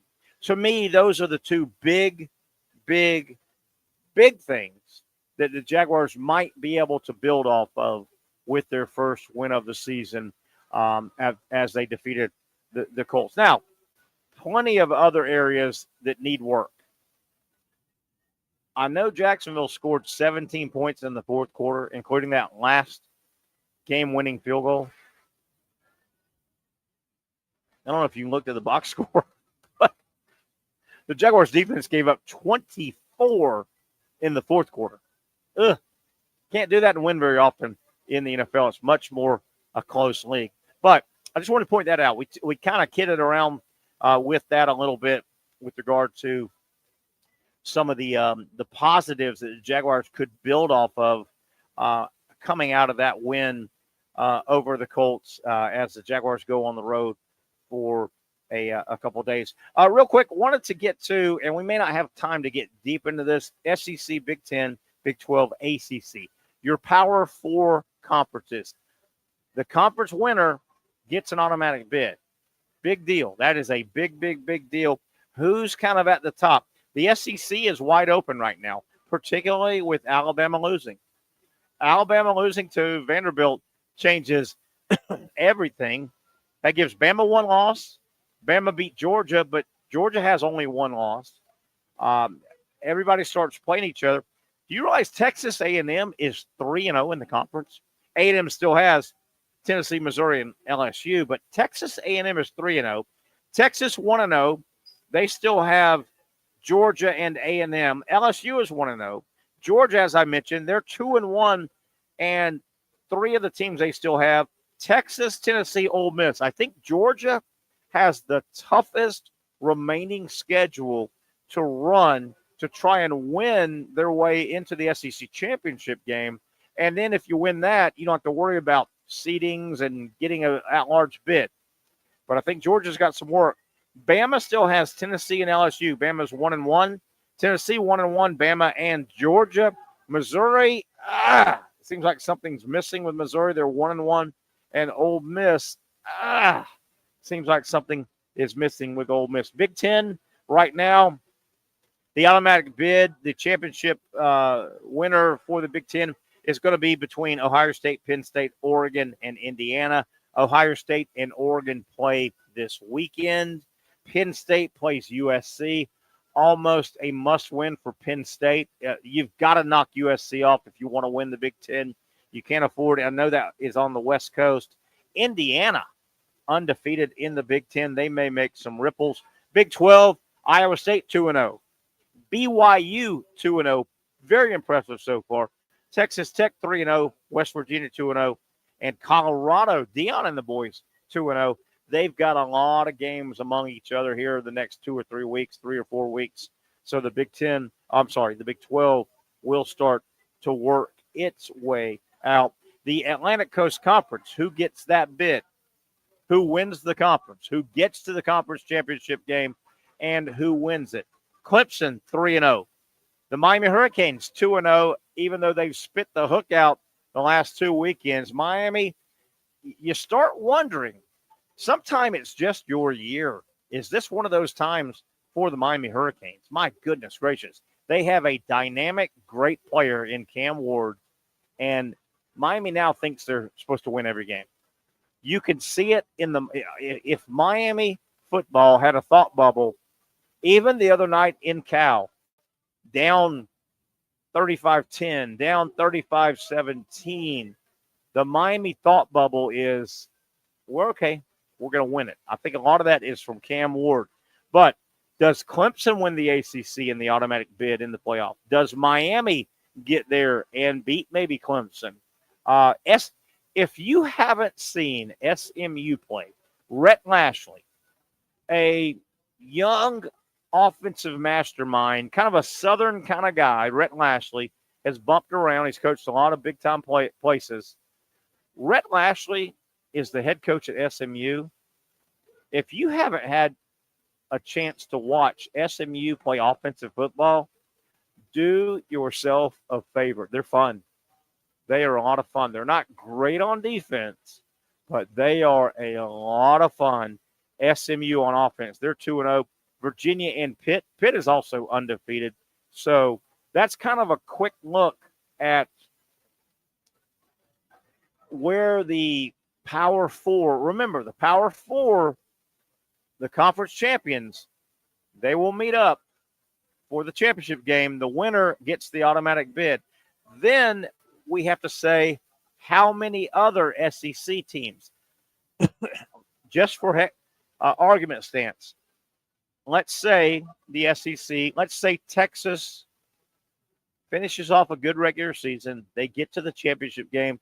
And let's say Texas wins the SEC football championship in Atlanta. They get in, they get the SEC bid. How many other SEC teams get in? Georgia, maybe Georgia's the team they knocked off in Atlanta. Alabama, maybe Alabama is the team they knocked off in Atlanta. Texas, Georgia, Alabama. Is there room for another? Does Tennessee finish off pretty strong? Does Texas A&M, they're 3-0. Do they finish strong? Do they play Texas off their feet? How many SEC teams get at-large bids? Same thing with the Big Ten. Oregon, Ohio State. Let's just say one of those two teams wins Saturday. Obviously, somebody's going to win Saturday. Somebody runs the rest of the table. Let's say Oregon or Ohio State wins the Big Ten. Automatic bid to that team. How many other bids come out of the Big Ten at large? Does Penn State lose 1 or 2? Do they get 1? Does Oregon lose 2 at 10-2, having lost to Ohio State and Penn State? How many? Indiana. How many teams do the Big Ten get in? Big 12, same way. Iowa State, BYU, Texas Tech. Who wins it? Who gets the automatic bid? And then, is it 1 more? Is it 2 more from the Big 12? Tough call. Tough call. Remember, it's only 12 spots, but there's only 7 that you can give out, right? The 4 conference champions get their bids. The group of 5 gets their bid, and that they're not part of any of this. There's 5, so you only have 7 more. The ACC. Will we have Clemson and Miami meeting for the championship game of the ACC? The winner gets the automatic bid. Let's say Miami beats Clemson. Let's say Clemson runs the table. They don't play Miami in the regular season. Let's say Clemson finishes 11-2 and 6th in the country. Well, they're going to get a bid. They're going to get an at-large bid. Miami gets 1 because they would have won the ACC. What does SMU do? It's going to be a lot of fun. It is going to be a lot of fun. I like it, but I also don't like the fact that we have subjectivity. I don't like committees. I want us to get college football to where the NFL is at. The NFL, they don't meet. They don't have committees. They don't talk about who should be in, who should be out. You know what the NFL does? They play it on the field. They have X amount of playoff spots. They play the regular season. If they're all determined, great. If they need to do tiebreakers, great. But there's no committee. That's where college football needs to go. It's going to be fun. It's going to be fun the first time. Can you imagine? And I've been talking about this television show for at least 2 years. Can you imagine how fun college football selection Sunday will be? When the conference championships are played, we know who the conference champions are that are automatically in, but we don't know the 7 at large, and we don't know who's playing who's got to bye, who's got to play week 1. Oh, my goodness. You talk about must-see TV. And they'll be playing, within a week? They'll be playing within a week. You think March Madness Selection Sunday's fun? And it is. Oh, my goodness. We watch and we watch and we watch while they reveal and reveal and reveal basketball teams after basketball teams after regions after region after region. We watch the hell. It's good drama. It's good TV. You ain't seen nothing yet. Wait until the college football reveal. It is going to be a blast. Let's take a quick break here. Come back. We'll have some trivia. My man, Trivia Pat, is here. I want to take a quick peek. So far in the first inning, they're one inning in. No score. Philadelphia and the Mets. That's the first game tonight. Tonight, about 9:08, they get together on the West Coast. San Diego at home now, taking on the Dodgers. Both series are tied at 1. We'll try and track this Philadelphia Mets game as we go to the top of the hour. We're in hour number 2 on a Tuesday edition. Hope you're enjoying the program. We're enjoying bringing it to you. Terry Norvelle here, coming to you from our Tuesday home. You know it by now. We are at the Hurricanes location in Julington Creek in the heart of Mandarin. Come by, say hi today, this week, but make sure you check them out. If you're in the area, you'll be glad you did.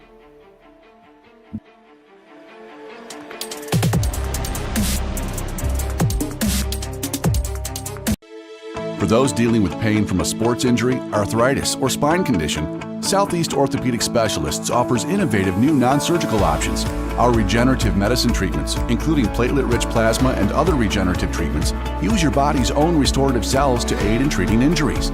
These procedures are performed in our offices and typically require minimal downtime. If you want to get back to doing what you love, our regenerative treatment options may be right for you. For more information or to schedule an appointment online, visit our website.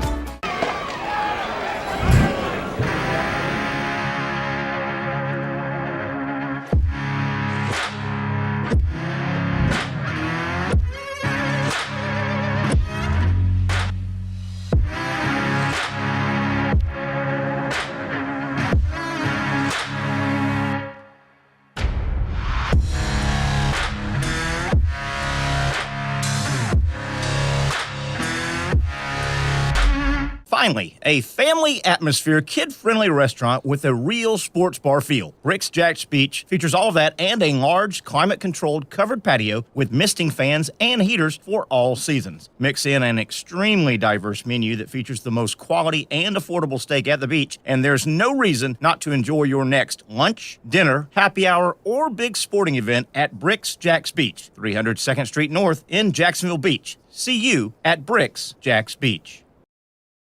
You really got to hand it to him. Hold on. The previous play is under further review. I'm not sure what he could review, but okay.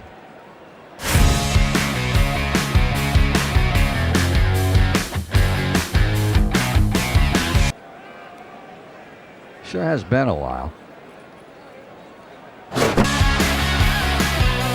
Dine in at Hurricane Grill and Wings for the football season.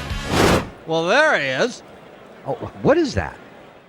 Hey everyone, Olivia Tasley here from Action Sports Jacks to tell you all the different ways you can watch our new 24/7 network. 3 easy steps. You don't even need a pen and paper to write it down. Step number 1, download the app. Search Action News Jacks in your app store either on your phone or your smart TV. Then, once you're on the app, click on that little drop-down menu in the upper left-hand corner with the 3 little lines.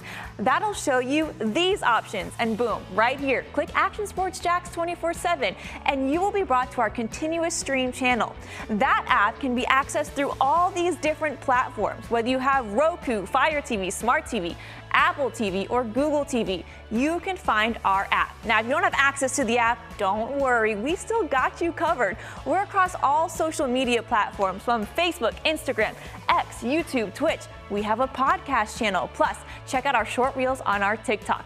Action Sports Jacks 24/7. It's on all the time and everywhere.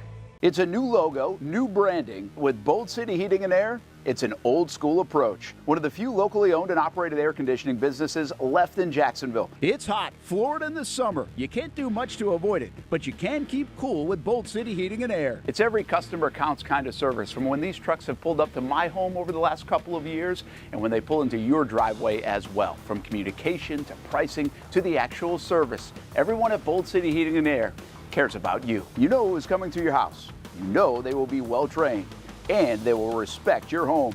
Air conditioning convenience at boldcityac.com. Stay cool while it gets hot. Bold City Heating and Air can help.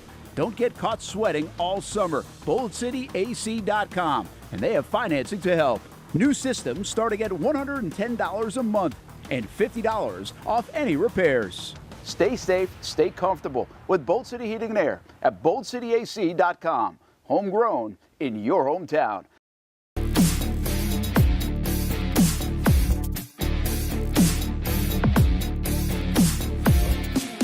It's pretty balanced. I got you. Yeah.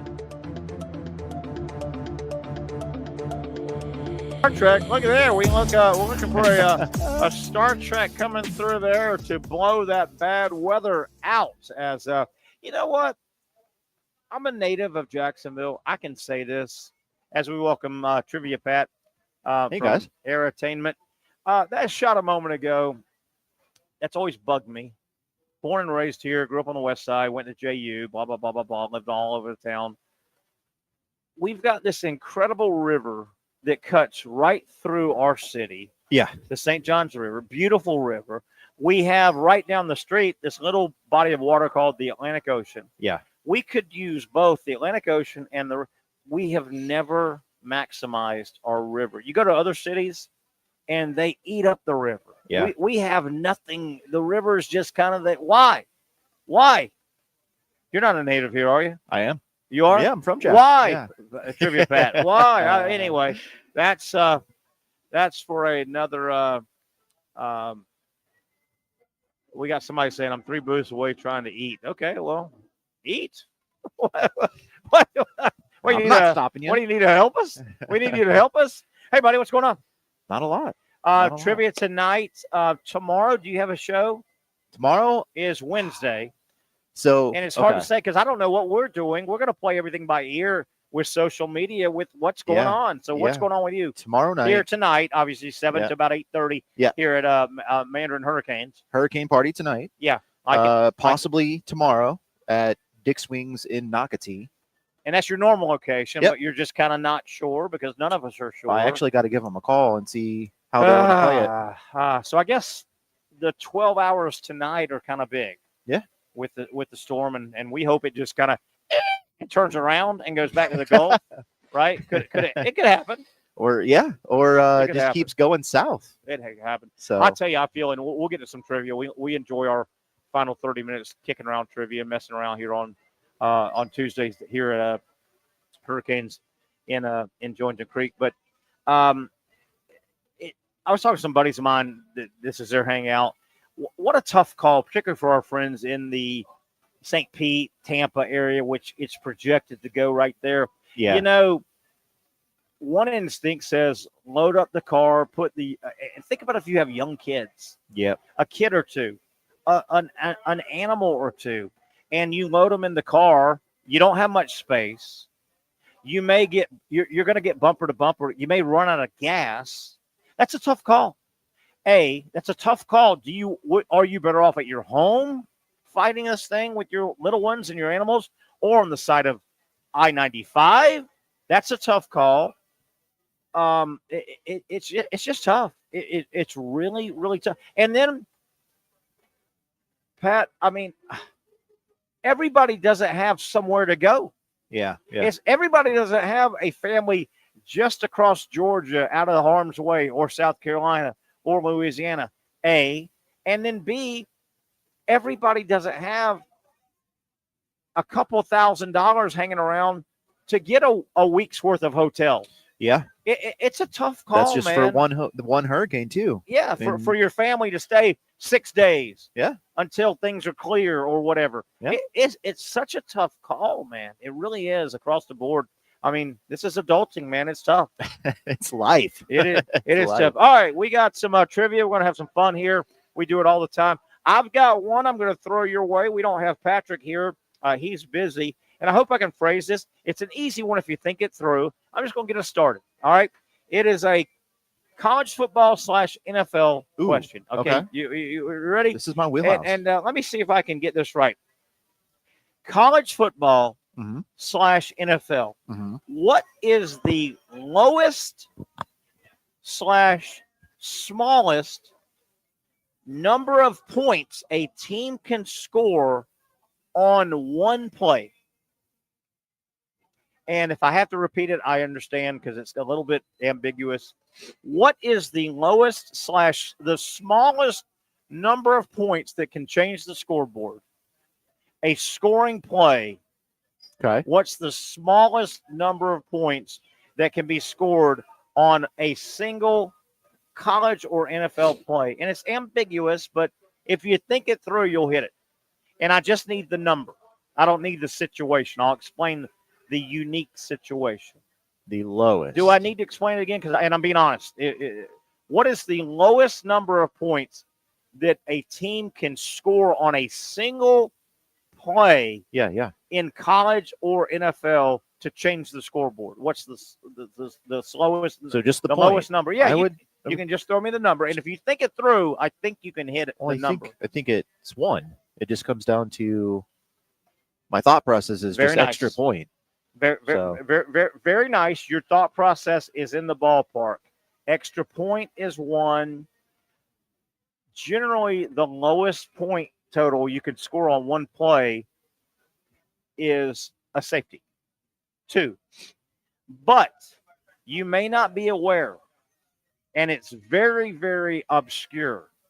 In college football, on the books, and it's happened 3 times in the history of college football. It happened in 03, I think it is, 13, and 14. It's only happened 3 times in college football, and it's never happened in the NFL, but it's on the books. Okay. There is such a thing as a 1-point safety.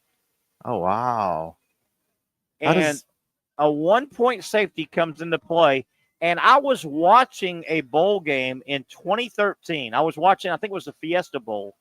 Oregon was playing Kansas State, and it happened one of the 3 times ever. It hasn't ever happened in the NFL. It's on the books. Yeah. And it's happened 3 times in college football. A team that is trying a conversion you're trying to kick the extra point or run or pass for 2 points. Yeah. A conversion. You've scored a touchdown and you're trying a conversion. If during the conversion attempt there is a safety, that's a 1-point safety. Interesting. Not a 2-point safety. And I'm watching this game years ago. You remember this, Terry? Yes, I do. Because I may never have mentioned this. I graduated from a private institution of higher learning. I like to call it the Harvard of the South. I'm really smart. I'm watching this game when one of the 3 times that happened. Oregon is playing Kansas State in the Fiesta Bowl, I'm almost positive, in 2013 or 14. Yeah. It happened in 13, 14, and 04, I think. Right. Oregon had scored a touchdown. They're kicking an extra point. They attempt the conversion. Okay. They kick the extra point. It gets blocked up in the air. Yeah. And this is key. If a blocked extra point hits the ground, it's dead ball. No. It's okay. Dead ball. Okay, it's dead. Yeah. Okay. This one is blocked up in the air. A Kansas State, who's the defending team, the defensive team, a Kansas State player catches it basically before it hits the ground. Basically at the line of scrimmage before it hits the ground. Okay. And keep in mind, the line of scrimmage, this is not the NFL. The line of scrimmage on an extra point for college is a 2.5, 3 yard line. Yeah. The Kansas State guy catches the ricochet up in the air, in midair, doesn't hit the ground. He then starts running, and he's on the 2 yard line anyway. Yeah. He kind of bananas back to get around some would-be tacklers, and he bananas 2-3 yards into the end zone, and he's tackled by Oregon. So that's a safety. Wow. 1 point. Wow. There is a 1-point safety in college and NFL football. That's crazy. How about that? That's wild. How about that? I'm sure after 2013, 2014. And it happened like in 04. NCAA. Well, yeah. After it happened in back-to-back years, the NCAA was like. Never happened in the NFL. Now, another way, I'm trying to think how it could happen. You could also have, let's say a team's going for 2. Yeah. They can run or pass. Right. Let's say they run for 2. The ball's on the 2.5, 3 yard line. They hand the ball off. They're running, trying to get into the end zone for 2. They fumble. And the defensive team picks it up and starts streaking to the other end because they can score 2 points that way. Can. Well, let's say they get tackled and the ball gets loose and goes in the end zone and they fall on it for a safety. That would be a 1 point. Right? That would be crazy. But there is on the record books a chance for a 1 point conversion safety in football. Oh, man. Boom. There you go. Someone would have a parlay going there you go. Where that would happen. Can you imagine losing a parlay on something like that? That's I'm saying. Wouldn't you want to just kill somebody? Wouldn't you want to say, hey, I should get off because I'm just going to go kill somebody right now because of this? Oh, man. Right? Oh, it's going to happen now. Someone's going to have a parlay. It's happened 3 times in college football, never in the NFL, but it's on the books. Gosh. On the books. All right, what are you doing? What's going on with you? Do you have a good trivia game set up for your trivia people tonight who are going to brave the elements here at Hurricanes? Yes. Just to come hang out with you. Yes. You better have something good. Do you have something good? I always have something good. We always do. What are the prizes? What do they win? First place, $40 in Hurricanes house cash. $400 of $4,000 of Hurricane. Does Josh know about this? Hey, he welcomes Does Callie know about it? They welcome it. Okay. Just So for 40. listening to my voice. So 40 for the team. First place. Okay. Yep. And then second gets 30, third, 20, and fourth, 10. Do you have a lot of the same teams? I always ask you, does it come? Yeah. And then some newness? Yeah, a lot of regulars. Do they keep the same names or do they change the names? No, they I know change them names are big in this thing. Do you have great names? Do you have any good names on your team? I can't say I'm on the mic, but okay, fair enough. Fair enough. But you have some good ones? Yes. Yeah, because I know that's a big thing. One of my favorite things about tonight is the team names that people come up with. Now, do you have teams that is there much controversy No. Is there much? Have you had much controversy? How long have you been doing this? No, since I want to say 2017, I've been doing trivia. And not much controversy. No, Wait a minute, you phrased that wrong, or blah blah blah, or no. The only time there's controversy, so they give me the questions, right? And I'm just the voice. Your company. Yeah. Now, when you get them, when did you get tonight's questions? When did you get them? Yesterday. Do you kind of double check them a little bit? Do you read them from a pronunciation standpoint? Yeah. And do you go, wait a minute, let me double check. Is that right? Yeah. Every now and then you caught one? I'll sneak away from work. Have you caught one? Check. You go, hey, whoa. Yeah. Now there have been times where I don't catch it until the show. It's too late. and what happens there? Well, I got to roll with the punches. We just abort that. We say, or everybody gets it they right. They make fun of me. I mean, does everybody get it right? For the most part. Okay. Yeah. All right. So. Do you my problem with hosting it would be, and I've seen the teams that I'm wrapping up my gear and kind of getting out of your way when you're setting up here on Tuesday. And I've seen some of your teams, and some of the teams are some pretty girls. They would be all right. Yeah, you're right. Winner, chicken dinner over there. Right? You ever do that? You would say that. You ever do that? No, you're integrity. You're integrity. Yeah. Your middle name's integrity. Who are these people though? I'm 3 booths away trying to eat. Do they keep saying it? No, they just put it right there. 1, 2, 3. Is it not that little 6-year-old over there? I don't know. It's not him. I don't know. He's all interested in his chips and his phone. Look at his phone. All right, you got a question? Let's go. What are we doing? Gosh darn it. I'm out here by myself now. I'm by man. I got you. I feel a little naked here. I got you. I may not be Pat, but I threw you a good one, right? Yeah. A good one. Good question. Hang on. Trying to see if I can think of another one here before long. But we like to do trivia on Tuesdays. And by the way, while you're looking up, folks, I can't really tell you the rest of the week, but I'm going to try and really be good on social media, letting everybody know. Obviously, tomorrow we're scheduled, as always, on Wednesday. We're at Twin Peaks. I think that show will go off as normal. And then Thursday, Friday, I just don't know. So hang tight with us and make sure you follow our social media. And I'll try and say yay, nay. I ain't going out in no hurricane, though, my man. I ain't going out in a hurricane. I'm going to sit home and drink hurricane I enjoy drinks. a hurricane party, Yes. so I may be. Hurricanes. Yeah. Right here. So, by the way, I've got Hurricanes wings in my fridge when I get home. I bought some here last night. You were here last night? I might have been. And I did 20 and I got 10 in the refrigerator. Oh, look at you. I didn't say that, though. Meal planning. You damn right. What do you got? Let's go. Where are we going? We going sports? Hang We're going on, non-sport? hang What are we doing? What are we doing here? Let me see here. Who's texting me? Yeah, we're going to start off with sports. All right, multiple choice, Terry. Okay. In what U.S. state are all the football used by the NFL manufactured?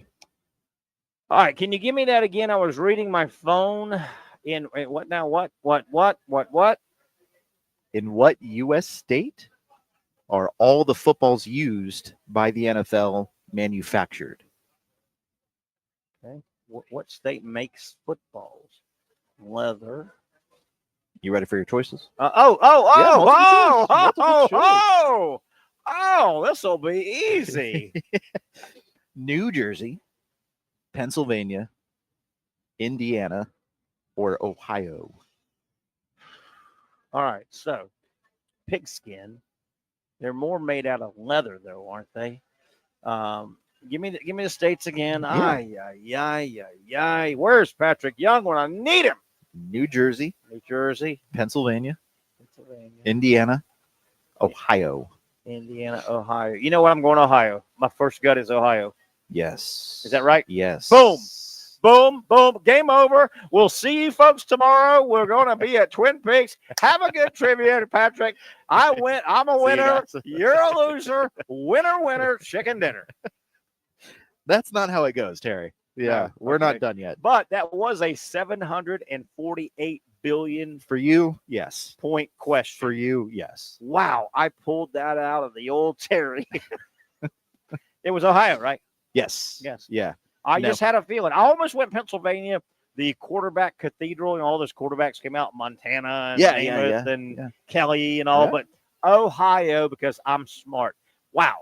Do I get an attaboy? Can I get a little attaboy for that? Attaboy. Do you give credit to your teams, or are you just mean like this? Yeah. You never give me credit.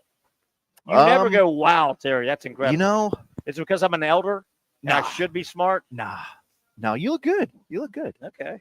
So, you gotta earn the respect, Terry. And remember, what was that show, Paper Chase? It's way past you, way younger, older than you. Paper Chase. You gotta earn it. Earn it. That's what the professor said. All right, so I think I am 1-0. You are 1-0 with a 730 billion point question right out of the gate. All right. Geography. Oh Lord. Oh no, I think if this is a stupid, it's a dumb question. It's just a dumb question. I've heard about your late nights, Terry. You may know this one. What popular tourist destination? All right, here we go. Is the closest Mexican city to Florida? Is there multiple choice? Nope. No. Okay. No. Closest Mexican city, not Tijuana, because that's California. Mexican city. Mexico. I'm just talking. Can a guy just talk to himself? He can. Are you? He can. You seem like you're rushing me. Are you rushing me? Why are you rushing me? We're good. The way you're looking at me, it's like, oh, hurry up. We're good. Mexico City, Mexico. Gosh, I don't know many Mexico cities. Oh, you know it. Is it a real good? You've had many late nights here. Yeah. Cuervo? Is that a city? We just make yeah. Mexico. Salt and lime. Wait a minute. The liquor place where you have to.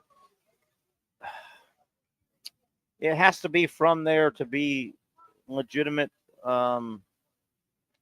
Oh gosh, I know a guy that owns a Mexican tequila. Tequila, Mexico. All right, I'm done. What is it? Cancun. Freaking Coon. That's a stupid question. There you go. You know that? Is that even in Mexico? Cancun is in. I think Cancun's in Cancun. Isn't that? You're just making up things. That's in Mikeville, Cancun. Now you put Cancun. Well, number one, quit cheating, Mike. But now he puts it. Man, and he had Pennsylvania. He was wrong. Cancun. That's just a dumb question. Have you been there? No. Yeah, okay. I figured you would have. So it's obviously East Mexico. It's east. Because Tijuana is by San Diego. Opposite right? side. Yeah. Tijuana. Equally as fun. Tijuana. Yep. Maybe better. Hey, Tijuana scares me. The name scares me. It sounds cool, but it sounds like if you go to Tijuana, you're never getting out of Tijuana. Right? It just scares me. I got out. When did you go and who'd you go with? Oh gosh. Do you have a record? Now you have a I don't remember who record? I went with. Now this was sometime after I graduated high school. You know who you went with, but your wife's listening. Is the only reason. We know. Carol? Was it Carol? Carol? Was it Susie? Huh? Come on. Throwing out names? Come on. Was it Susie? No. Oh, Susie. How is Susie? There is no Susie. I mean, you talked to her like last week. Remember when you were telling me last week? You said, "Hey, man, I talked to this girl Susie I used to date." Oh, I'm sorry. Is your wife listening? Oh, I'm sorry. I'm sorry, wifey. I'm just kidding. Just kidding. This man over here. You. All right. So I'm 1-1. That's a bad question. Cancun. All right. Let's get you back on track. No, I will win my way back on track. You will win your way because back. I graduated from a private institution. Higher learning. Hang on. Called Let me find a good one for Terry. Of the South. You just find one. I'll knock it out of the ballpark here. Ooh. You ready for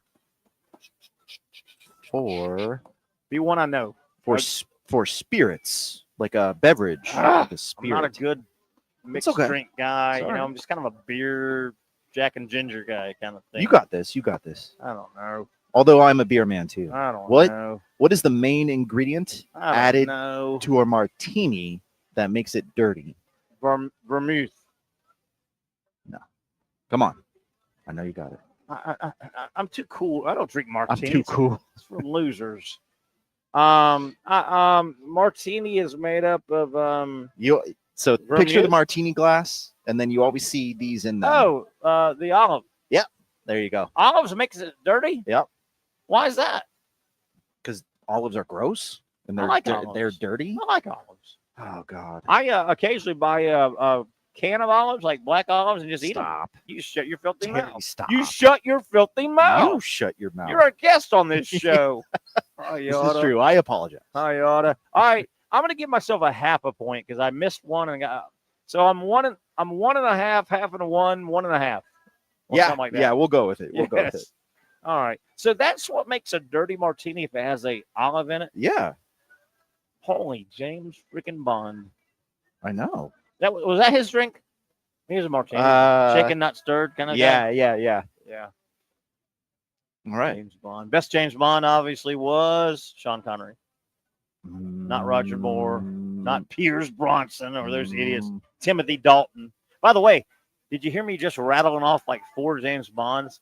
I get a question for that, right? I get a question, right? For the James Bond? I just rattled off 4 James Bonds. For rattling you. off names? I just who else can do that in the world? Nobody. I don't think anybody else in the world could rattle I'm off. pretty sure. I don't even think James I'm Bond pretty could sure. rattle those off. Right? I don't know. All right, couple more. Let's go. I like Daniel Craig. Oh yeah, I do like him. He's pretty cool, dude. I think Was he the last one? I think he has one more. Was he the in most him. recent Yeah. one? Yeah. Yeah. He is smooth, man. I like that guy. Yeah. And I like Roger Moore, and I like Sean Connery. I didn't like Pierce Bronson or whatever that little punk. I'd like to punch him in the face. Yeah, just for the heck of it. In a nice way. I'd like to punch him in the face in a nice way. You know, I mean, hey, I don't really mean this, but wham! Right? You can do that. Yeah. Yeah. All right. Hey, you can tell the isobars are high and the pressure's high and the hurricane's coming because I'm wound up, my man. Yeah. I'm wound up. You're always wound up. All right. You ready? Here we go. Ready. I'm Terry freaking Norvelle. Of course I'm ready. Ooh. What's wrong with you? I'm a team of all my own. What is the most common eye color in humans? Let's think this through, okay? It's not going to be blue. Let's think the biggest population are Asians probably, and they have dark eyes. But it's not ethnicity though. It's eye color. most Yeah, common but I eye mean, color. Chinese people don't have blue eyes. They can. Shut your filth. No, they can't. What and why do you got to rule out blue eyes first? Why don't you shut your filthy mouth first? I would say it's got to be black. It's got to be. There's no way it's not black. I heard Terry say brown. I heard brown. I did say brown. Yeah. Yeah. Yeah, black, brown's the same thing. Pretty sure my headset Yes. glitched All right. there for a second. I got 2.1572, and I missed one. Yep. Okay. Yep. All right. Let's do another one here. It had to be either brown or black because of the Asians. Well, Seriously. I heard brown. Yeah. I mean, China has 7 billion people. They don't have blue-eyed Chinese people. When's the last time you've seen a blue-eyed Chinese person? I suppose I haven't. By the way, that'd be a very attractive person, I think. Wouldn't that be a very attractive Well, person? you know, I have blue eyes. I'm a very attractive person. Are you Asian? No. Are you Chinese? No. Are you Philippine? No. Are you? Let's go to the next question. Are you Philippine? No. You didn't want to give me credit because I just thought that out. I gave you credit. Let's hope the headset doesn't glitch again. I heard brown. I'm starting to have I a heard bad you day. say brown. I'm having a bad day now. Bad day. Bad day. I need to get home, eat some dinner, watch the hurricane. What flavor wing did you get? What was your sauce? Or you do a dry rub? I get them plain. Plain. Okay. And then I like to dip like ranch or something. Okay. Yeah. Okay. Yeah. I got them plain. I got 10 of them wait on me at home. You like that? This man. Whoa, look at that food going by us. This man growling at me.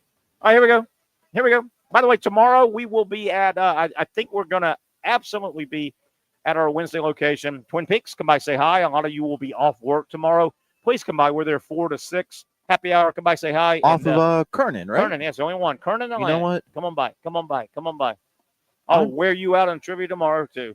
It don't matter. I may have to come see you, Terry. Oh, boy. Depending on my night. Can't wait. But I live over there. Let's have another bad question. Maybe get some bad questions. But I'm getting them, though. You are. All right. Smart guy. Hang on. Smart guy. Hang on. Smart guy. This guy's over here listening. All right, 1 minute. Here we go. 1 minute. Oh, 1 minute. 1 minute. Oh, I got to do mine. Who was do my time. Hold Richard Gere's first wife? Stupid question. Is there a clue there? There's got to be a clue. No. His first real life wife? Yep. Who was his first wife? Richard Gere. It would be. Can you give me a clue? Can you give me something? Hang on. Come on, we got a hurricane off the coast. For God's sakes, 25. Give me a clue. Model. That layers. Claudia Schiffer. Let's see here. 16, 15, 14, 13, 12, 11. I get it right in 10. I get it right in 9. I'm trying to give you a different hint. I get it right. 7, 6, 5. Come by and see us tomorrow live. Cindy Crawford. Cindy Crawford. That'll do it. Have Good a night, great guys. afternoon, everybody. Finally, a family atmosphere, kid-friendly restaurant with a real sports bar feel. Rick's Jack's Beach features all that and a large, climate-controlled covered patio with misting fans and heaters for all seasons. Mix in an extremely diverse menu that features the most quality and affordable steak at the beach, and there's no reason not to enjoy your next lunch, dinner, happy hour, or big sporting event at Rick's Jack's Beach, 300 2nd Street North in Jacksonville Beach. See you at Rick's Jack's Beach.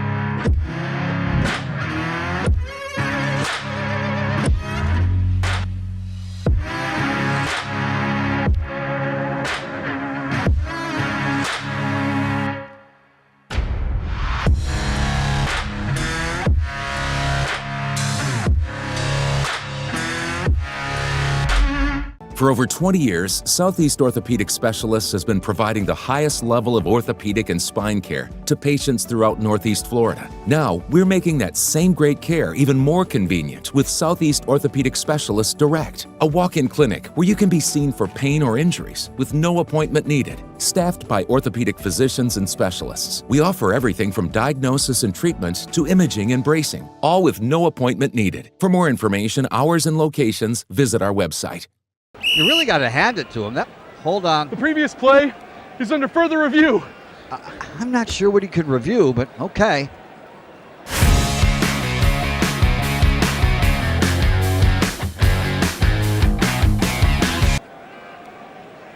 Sure has been a while. Dine in at Hurricane Grill and Wings for the football season. Well, there he is. Oh, what is that?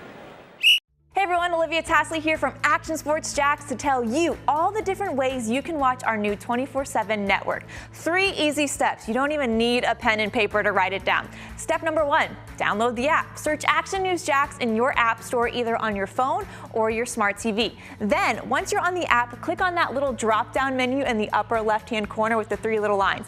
That'll show you these options, and boom, right here, click Action Sports Jacks 24/7, and you will be brought to our continuous stream channel. That app can be accessed through all these different platforms. Whether you have Roku, Fire TV, Smart TV, Apple TV, or Google TV, you can find our app. Now, if you don't have access to the app, don't worry, we still got you covered. We're across all social media platforms from Facebook, Instagram, X, YouTube, Twitch. We have a podcast channel. Plus, check out our short reels on our TikTok. Action Sports Jacks 24/7. It's on all the time and everywhere. Summertime means sizzling sales at Nimnick Buick GMC. The #1 Buick GMC dealer in Jacksonville has lots of inventory to choose from with their best price guarantee. Nimnick never charges above MSRP. You can save up to $10,000 off select new GMC Sierras or get rates as low as 1.9%. You know, I'm a truck guy. GMC Sierra, my trim level is an SLT. This one's an Elevation. Pretty good looking color as well. So here at Nimnick Buick GMC, you have a lot to pick from. My father-in-law, he drives this, an Enclave, so I feel like that GMC in the family. 2025 is coming around the corner, which means it's almost time to close out those 2024s this summer. You can schedule a test drive at NimnickBuickGMC.com, and while you're there, check your trade value and customize your payment options. Nimnick is there for you, even on Sundays. Visit the showroom on Phillips Highway or shop online at NimnickBuickGMC.com. Nimnick, your friends in the car business since 1941. GMC, we are